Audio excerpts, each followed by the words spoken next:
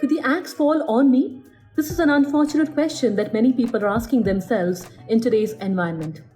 Welcome to ET Careers GenNext, where we decode the questions of careers of today and tomorrow. I'm Deblina, and today we're talking about layoffs, which are happening around us, and what we could do as employees if this unfortunate situation happens with us to prepare and plan for next steps.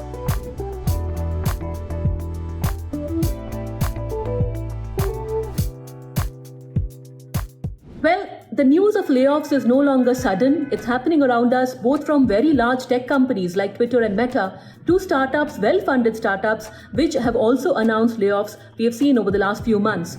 In many cases, this has been affected by the economic recession, which seems to be coming up, the inflation, the reduction of funding, the so-called funding winter, where companies seem to be tightening their belts and looking at efficiency measures and layoffs as one way to do it.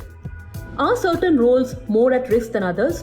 Well, while nothing could really be predicted in the case of layoffs, we have seen different numbers from 2% to 5% to higher numbers of the workforce getting impacted, but there are certain indications. In case there are certain projects which are more new and the funding is obviously not yet completely certain, there could be higher chance of those projects being impacted.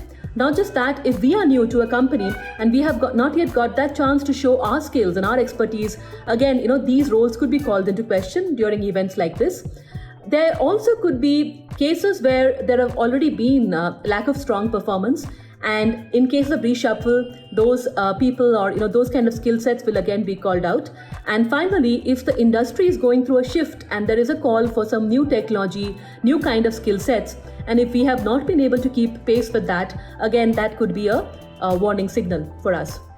But regardless, like we mentioned, nobody could be really prepared for this. So what could help us plan better and face this with slightly more understanding? Well, the first part of it is let's build our networks very, very strongly. There are multiple opportunities right now, right from platforms like LinkedIn to industry associations, forums, events, etc. Let's use that to reach out to people who are in the same industry, in the same sector with the similar skills, so that when we have to reach out, it's not a sudden cold call. We are already in the ecosystem. People know us for the skills and for our personal brand. So let's invest in building our personal brand in the area in which we are working and show the skills which we are really known for and good at. Now, the second part of it is, in case the event happens, let's ensure that we are able to negotiate the severance package, know what the company's policies are. In case it's a 3 months package, in case certain things are allowed, not allowed, let's understand that. We have seen situations where the companies have given last minute notices. Some of the communication has been very abrupt, and that has also been very taxing for employees who have faced the brunt of it. So let's understand the severance package, talk to other people who probably have been impacted then or earlier in that company. The third and important point which we should keep in mind, we have talked about this earlier but becomes more even urgent now, is the financial planning. So given today the lack of stability around jobs, it's important to have our savings, especially an emergency fund, which we can then use maybe for 6 months of expenses so that we don't have to depend to other savings during this time. That's very critical, and that's why a lot of time and effort should be spent in planning our personal finances to avoid situations which can really impact our normal savings. Fourth, and this might be easier said than done, but it's important not to set into a panic mode. Maybe use the time to reach out, to network, to really try hard, but try and stay away from the panic mode as much as possible. Friends and family, I'm sure, do help, but it's very, very tough.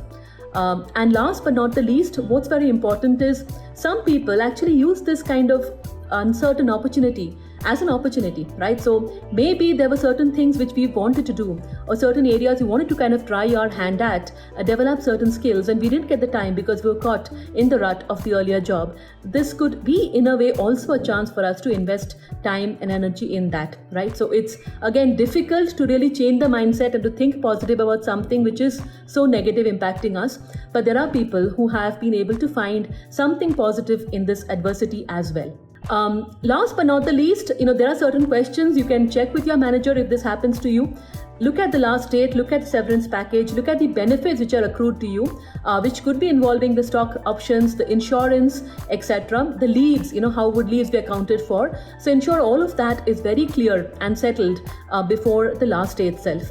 With that, we hope more people do not get affected by layoffs. We hope more people are planning their reserves and have their financial plans in order.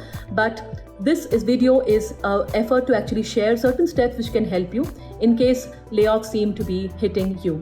Thank you so much. We'll be back soon with another video on ET Careers GenNext. Till then, this is me, Devdina, signing off. Thank you.